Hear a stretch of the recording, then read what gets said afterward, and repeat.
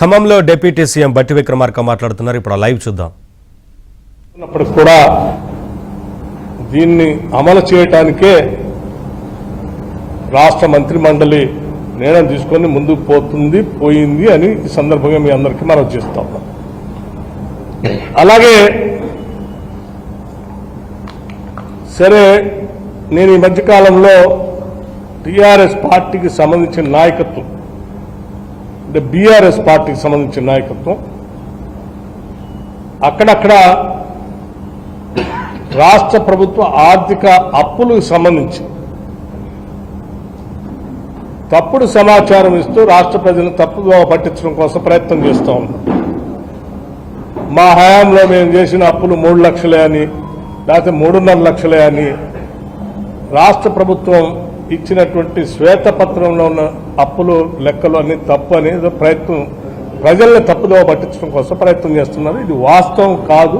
ఈ వాస్తవాన్ని ప్రజలకు తెలియజెప్పాలనే ఆలోచనతోనే ఈరోజు మీ ముందు ఇక్కడి నుంచి రాష్ట్ర ప్రజలకు తెలియజేస్తాం. నేను సంపూర్ణంగా లెక్కలతో సహా దేనికి ఎంత అప్పు తెచ్చింది, వీళ్ళు ఎంత అప్పు మొత్తం అయిందనేది నేను అంకెలతో సహా మీ ముందు ఉంచుతా ఉన్నా.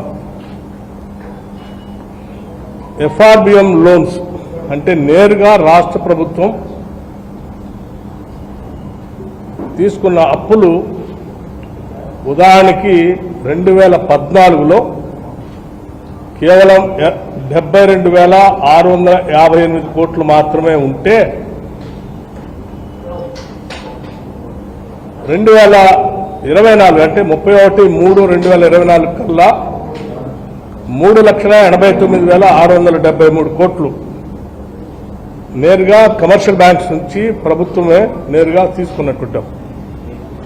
ప్రభుత్వంతో పాటు ప్రభుత్వంలో కొన్ని కార్పొరేట్లను పెట్టి అంటే ప్రభుత్వ రంగ సంస్థల్లాగా సృష్టించి వాటి ద్వారా కూడా అప్పులు తీసుకున్నారు. వాటికి కూడా ప్రభుత్వమే గ్యారంటీ ఇచ్చి తీసుకుంటుంది.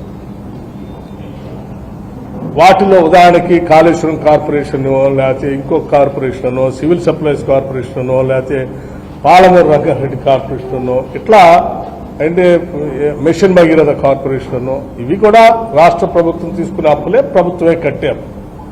ఇప్పుడు మనమే కడుతున్నాం, ప్రభుత్వమే కడుతుంది కూడా.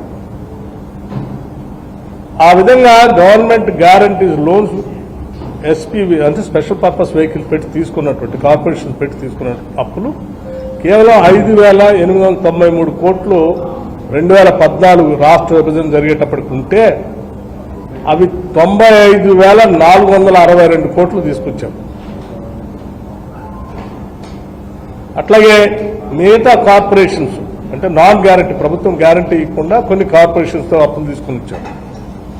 అది 2014 కల్లా జీరో ఉంది, అసలు ఏ రూపాయి లేదు వాటి ద్వారా కూడా మళ్ళీ 59,414 కోట్లు తీసుకొచ్చారు.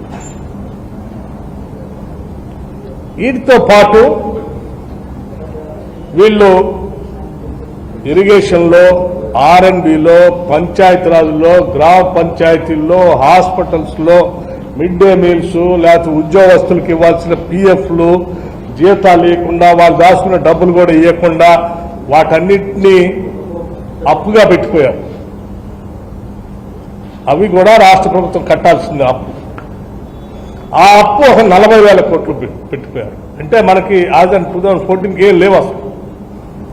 దాన్ని ఒక 40,000 కోట్లకి 40,154 కోట్లకి పెట్టిల్లారు. ఈ మొత్తం కలిపి 7,11,911 కోట్లు ఉన్నాయి. ఇది రాష్ట్ర ప్రభుత్వం ఆయా బ్యాంకులకి, కార్పొరేషన్లకి, లేకపోతే ఉద్యోగస్తులకి, కాంట్రాక్టులకి కట్టాల్సిన అప్పులు. ఇవి లెక్కలతో సహా రేపొద్దున శాసనసభలో కూడా వాళ్ళు ఏమైనా చర్చ పెడితే ఆ చర్చలో చూపించడానికి కూడా సిద్ధంగా ఉన్నాను. దానికంటే ముందు ఈ రాష్ట్ర ప్రజలకి గత కొన్ని రోజులుగా హరీష్ రావు గారు, ఇవాళ ఇంకా ఒకళ్ళిద్దరు కూడా మాట్లాడారు. మరి ఇంత పచ్చి అబద్ధాలు ఉన్నవా? ఇవన్నీ దాస్తే దాగే కాదు, ప్రభుత్వ రికార్డులో ఉండే, బ్యాంకుల దగ్గర ఉండే లెక్కలే ఇవన్నీ. సో ఇది ఒక వాస్తవ పరిస్థితి. ఇకపోతే మీరు అప్పులు విపరీతంగా చేస్తూ ఉన్నారు, మేము చేసాం మీరు కూడా చేశారని చెప్తా ఉన్నారు. మేము చేసాం మీరు చేశారంటున్నారు. మీరు చేసిందేమో మీరు తింటానికి, మేము చేసిందే మీరు తెచ్చిన అప్పులను ఆ అప్పు అసలు వడ్డీ కట్టడానికి అప్పు చేస్తున్నాం. ఉదాహరణకి మేము ఇప్పటికల్లా 54,118 కోట్లు అప్పు చేశాం FRBM లిమిట్ ప్రకారం. కానీ తిరిగి కట్టింది, అప్పు కట్టింది, ఇవన్నీ కూడా చేసింది దేనికంటే ఈ 10 నెలల్లో 11 నెలల్లో 66,772 కోట్లు అప్పు వడ్డీ కలిపి కట్టాం. అంటే తీసుకున్న అప్పే సరిపోక ఇంకా రాష్ట్ర ప్రభుత్వం నుంచి ఆదాయాన్ని కూడా కలిపి మీరు తెచ్చిన అప్పు మీరు తినడానికి మేము కట్టింది 66,722 కోట్ల రూపాయలు. ఒకసారి ఆలోచన చేయండి. 66,722 కోట్ల రూపాయలు ఇప్పటికల్లా మేము ఈ బ్యాంకులకి మిగతా వాటికి హార్డ్ క్యాష్ ని కట్టింది. 2014 రాష్ట్ర విభజన జరిగే నాటికి సంవత్సరానికి రాష్ట్ర ప్రభుత్వం బ్యాంకులు కట్టే అప్పు కానీ లేకపోతే వడ్డీ కానీ అసలు కానీ కలిపితే 6,400 కోట్ల రూపాయలు ఉండేది. సంవత్సరం మొత్తానికి 6,400 కోట్ల రూపాయలు మాత్రమే ఉండేది.